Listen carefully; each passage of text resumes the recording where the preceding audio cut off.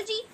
5 नवंबर 2016 को जनपद पंचायत मुरार अंतर्गत नवनिर्वाचित सरपंच एवं पंचों प्रशिक्षणों में किए गए व्यय में हुए भ्रष्टाचार की जांच कराई जाकर दोषियों के विरुद्ध कार्रवाई कराने की मांग को लेकर पूरनमल अग्रवाल पिछले कई दिनों से जनपद पंचायत मुरार पर धरने पर बैठे हुए हैं, लेकिन उनकी इस मांग को लेकर जिम्मेदारों के कान पर जू तक नहीं रेंगी है। वह क्यों दे रहे हैं धरना, आखिर क्या है उनकी मांगे, आइए जानते हैं उन्हीं की जुबानी। व्यवस्था में भ्रष्टाचार किस हद तक अपनी जड़ें जमा चुका है, इसकी वानगी भर यह केस है जिससे पूरनमल अग्रवाल एक्टिविस्ट और समाजसेवी ने न सिर्फ उजागर किया बल्कि भ्रष्टाचार के खिलाफ एक आंदोलन खड़ा किया है। इस आंदोलन में फिलहाल वह अकेले हैं, लेकिन उनका आंदोलन एक न एक दिन रंग जरूर दिखाएगा। उन्होंने अकेले ही भ्रष्टाचार के खिलाफ खड़े होते हुए FIR दर्ज कराई, लेकिन भ्रष्टाचारियों ने उच्च अधिकारियों से मिलकर उस FIR को FR में तब्दील करवा दिया है। इसी के चलते पूरनमल अग्रवाल पिछले कई दिनों से मुरार जनपद पंचायत प्रांगण में धरना दे रहे हैं और उनकी मांग सिर्फ इतनी है कि भ्रष्टाचार के खिलाफ कार्रवाई। आंदोलन के माध्यम से अग्रवाल कौन कौन सी मांग उठा रहे हैं और क्या है उनकी मांगे, आइए जानते हैं खुद उन्हीं की जुबान। क्यों बैठे हैं आप ये धरने पे? मैंने 3 आवेदन, मेरे शिकायती आवेदन पड़े हुए जिला पंचायत में कार्रवाई के लिए। थोड़ा जोर से बोलो। और 2 साल से इन्होंने अभी तक कोई कार्रवाई नहीं की। 2 साल से मेरे लंबित पड़े हुए। किस संबंध में पड़े हैं लंबित? एक तो ये भ्रष्टाचार के संबंध में 3 आवेदन। भ्रष्टाचार किसने किया?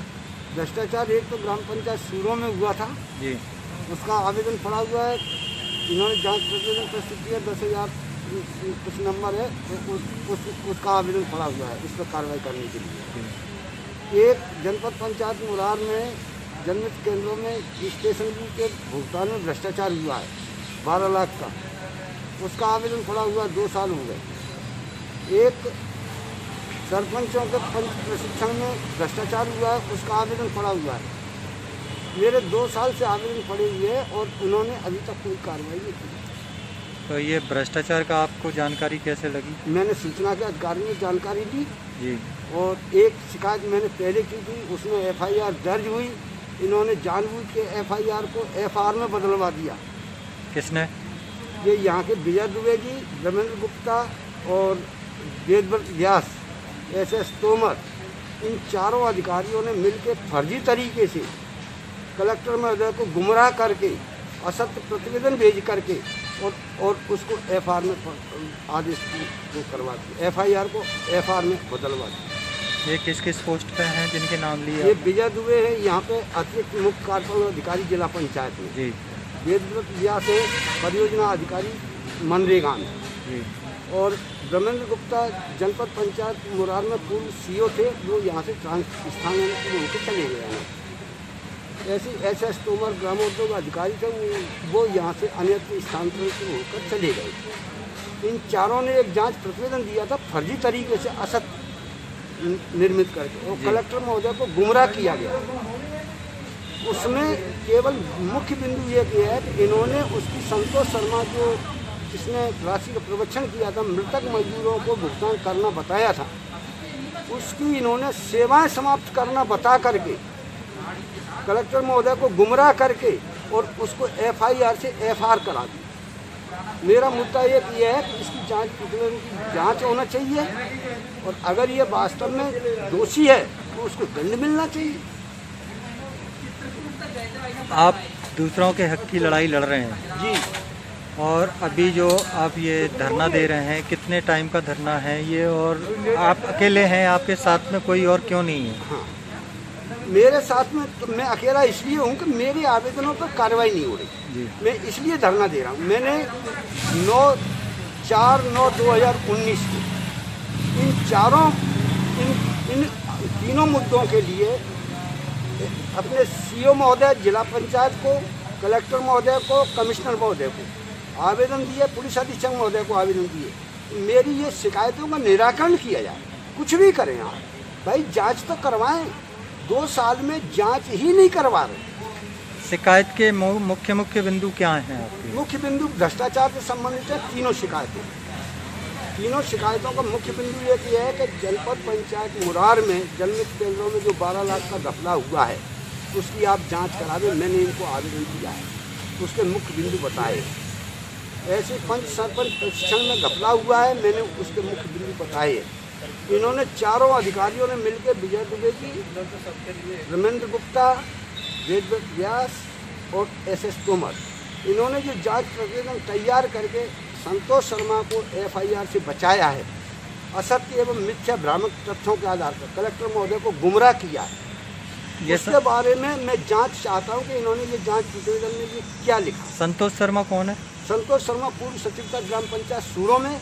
उन्होंने मृतक मजदूरों को मजदूरी का मनरेगा में भुगतान किया था, जिसकी शिकायत मैंने की थी जनपद पंचायत मुरार में। उस पर जांच हुई, जांच के बाद में जिला पंचायत में भी दोबारा जांच हुई, फिर उस पर FIR दर्ज हुई।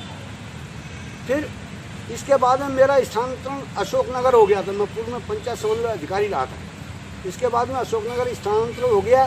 संतोष शर्मा ने गुपचुप तरीके से फिर पुनः आवेदन प्रस्तुत किया कि मुझे FIR से मुक्त किया जाए, जिस पर 4 सदस्यीय समिति का गठन किया गया, जिसमें विजय दुबे, प्रमोद गुप्ता, वेदव्रत व्यास और SS तोमर सम्मिलित थे।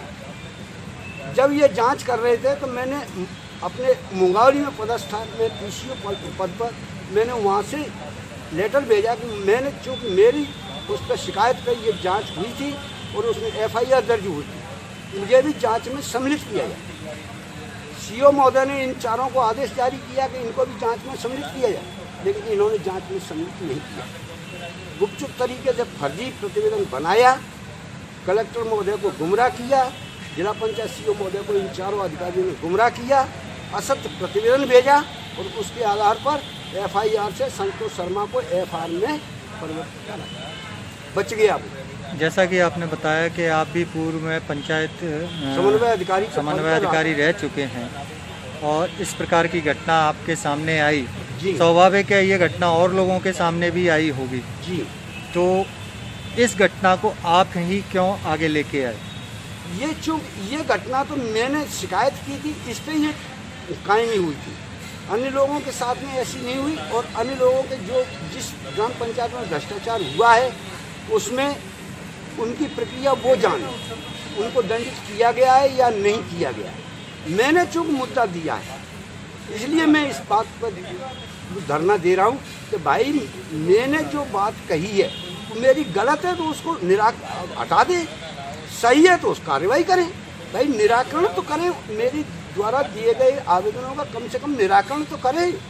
ये कब तक चलने वाला है आपका धरना? ये धरना जब तक चलेगा जब तक ये निराकरण नहीं कर देंगे। निराकरण कर देंगे मुझे कोई परेशानी नहीं। अनिश्चितकालीन है मतलब। अनिश्चितकालीन है। और फिर दूसरी वाली बात, मैंने इनको 4/9/2019 को एक आवेदन देकर के ये निवेदन किया था कि मेरे इन मांगों का निराकरण शीघ्र करें, नहीं तो मैं आत्मदाह करूँगा। आत्मदाह मैं अब करूँगा, जनता के सामने करूँगा। उपचुनाव आने वाले हैं, मैं जनता के सामने आत्मदाह करूँगा, नेताओं के सामने आत्मदाह करूँगा कि ये भ्रष्टाचार ये चल रहा है और भ्रष्टाचार की जांच नहीं है। मैं जांच चाह रहा हूँ कि भाई मैंने जो आवेदन दिया उसमें जांच करिए। अगर मैं गलत हूँ तो गलत करिए, सही हूँ तो आप कार्रवाई करिए। मेरा ये कि मुद्दा है। कलेक्टर महोदय के यहाँ आवेदन देता हूँ, वो जिला पंचायत में भेज देते हैं। कमिश्नर महोदय के यहाँ आवेदन दिया मैंने, वो जिला पंचायत में आ गया। ये सब लोग उसको दबाए हुए बैठे, कार्रवाई नहीं कर रहे। कलेक्टर महोदय कार्रवाई करना चाह रहे हैं, कमिश्नर महोदय कार्रवाई करना चाह रहे हैं, लेकिन जिला पंचायत के अधिकारी कार्रवाई नहीं कर रहे। जिला पंचायत CEO से मिले आप? जी हाँ, CO साहब से बहुत दफ़े मिला, काफ़ी दफ़े मिला। क्या कहा? आश्वासन देते रहते हैं, हाँ कर दूंगा, हाँ कर दूंगा, लेकिन कोई भी कार्रवाई नहीं। बराबर निरंतर मिलता रहता हूँ, 15 दिन में, महीने भर में, 15 दिन में, महीने भर में, लेकिन आज तक कोई कार्रवाई नहीं।